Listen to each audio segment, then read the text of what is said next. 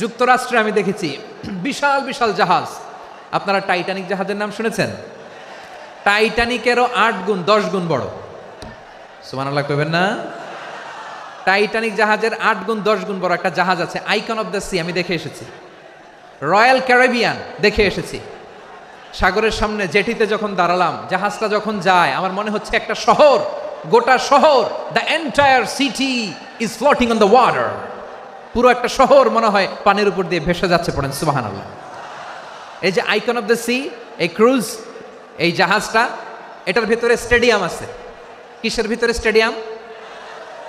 কথা বুঝে নাই বোধহয়। স্টেডিয়াম কিসের ভিতর?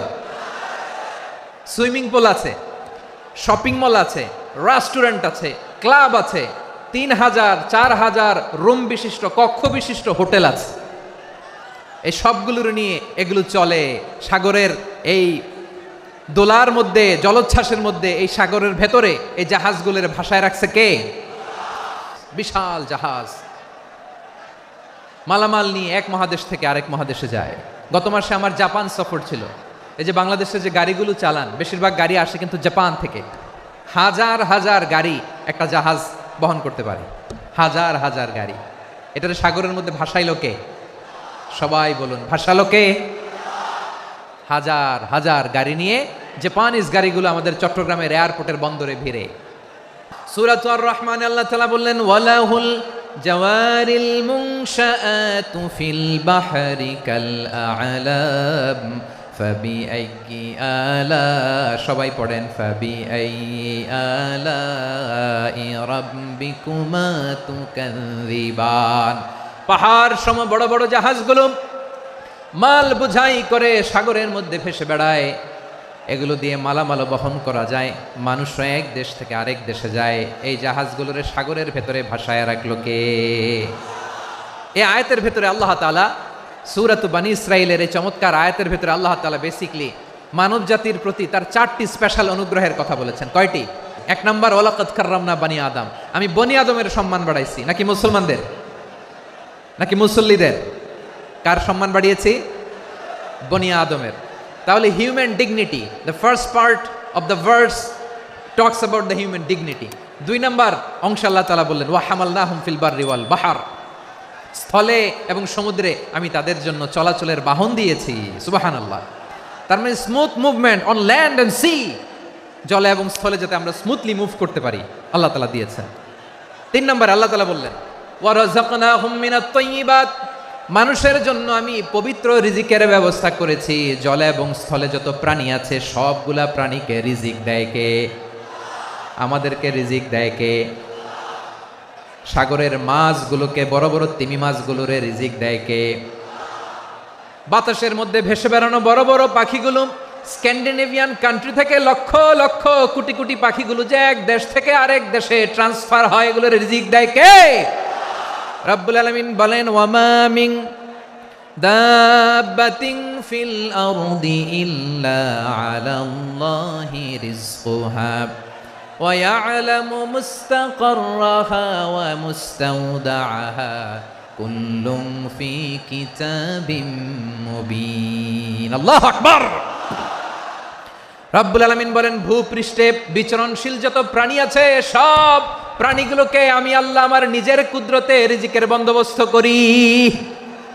এই প্রাণীগুলো কোথায় থাকে, কোথায় যায়, সব জায়গায় আমি রিজিক পৌঁছে দেই। রিজিক কেউ দিতে পারে না, রিজিকের মালিক কে? রিজিকের মালিক তিনি আল্লাহ। এজন্য আল্লাহ তাআলা বললেন, ওয়া রাযাকনাহুম মিনাত তাইয়্যিবাত। এরপর আল্লাহ বললেন, ওয়া ফাদ্দালনাহুম আলা কাসীরিম মিম্মান খালাকনা তাফদীলা। আমি যত প্রাণী সৃষ্টি করেছি সকল প্রাণীর মধ্যে মানুষের মর্যাদা, শ্রেষ্ঠত্ব আমি দিয়েছি। সুবহানাল্লাহ পড়েন। তাহলে 1 নম্বরে আল্লাহ বললেন, আমি বনি আদমের মর্যাদা বাড়ালাম। এরপরে বললেন, স্থলে এবং সমুদ্রে চলাচলের জন্য যানবাহন দিলাম। 3 নম্বরে আল্লাহ বললেন, পবিত্র রিজিকের ব্যবস্থা করে দিলাম। এরপরে আল্লাহ বললেন, যত প্রাণী আছে, সৃষ্টি আছে, সবগুলার উপরে আমি মানুষকে শ্রেষ্ঠত্ব দিলাম। সুবহানাল্লাহ। তাহলে সবচেয়ে বেশি শ্রেষ্ঠত্ব মানুষের। কার? মানুষের। শুধু তাই নয় প্রিয় ভাইয়েরা, আকাশ এবং জমিনে যা কিছু আছে সবকিছু মানুষের জন্য। মানুষের কল্যাণে, মানুষের প্রয়োজনে, মানুষের বশীভূত করে সৃষ্টি করেছেন কে? রব্বুল আলামিন বলেন, হুয়াল্লাযী খালাকা লাকুম মা ফিল আরদি জামিআ। এই জমিনের মধ্যে যা কিছু আমি আল্লাহ সৃষ্টি করেছি সব কিছু আমি মানুষের জন্য সৃষ্টি করেছি। পড়েন সুবহানাল্লাহ। হুয়াল্লাযী খালাকা লাকুম মা ফিল আরদি জামিআ, যা আছে সব আমাদের জন্য, সব আমাদেরকে সার্ভিস দেওয়ার জন্য, আমাদের উপকারের জন্য, আমাদের কল্যাণের জন্য। আওয়াজ করে সবাই পড়ুন আল্লাহু আকবার। অন্য আয়াতে আল্লাহ বললেন, ওয়াসাখখারা লাকুম মা ফিস সামাওয়াতি ওয়া মা ফিল আরদি জামিআম মিন ইন্না ফি যালিকা লাআয়াতিন লিকাউমি ইয়াতাফাক্কারুন।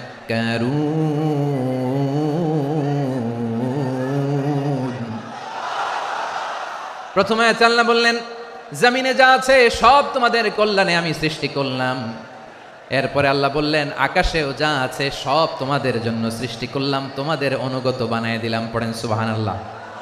মানুষের কি ব্রেইন দেখেন, মানুষ জমিন ছেড়ে আকাশে চলে যায়। পাখি দেখে মানুষের শখ হলো, পাখি যেহেতু উঠতে পারে আমরাও পারবো। অরবিল রাইট, উইলবার রাইট, দুই ভাই মিলে আঁকাঝোঁকা করতে করতে করতে করতে প্লেন বানায় ফেললো। কোন সুবহানাল্লাহ। এখন পাখিও ওরে, আমরাও ওরি। এরপরেই মানুষের কৌতূহল থামে না এখানে। মানুষ চলে গিয়েছে চাঁদে।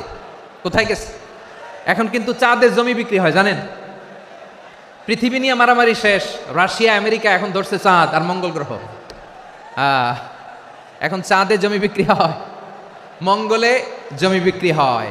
এই চাঁদ, মঙ্গল, বৃহস্পতি, শনি সব আল্লাহ তাআলা আমাদের জন্য বানিয়েছেন। সুবহানাল্লাহ পড়েন। মানুষ সাগরের উপরে চড়ে, শূন্যে ভেসে বেড়ায়, পাহাড় কেটে সুড়ঙ্গ বানায়, টানেল বানায়।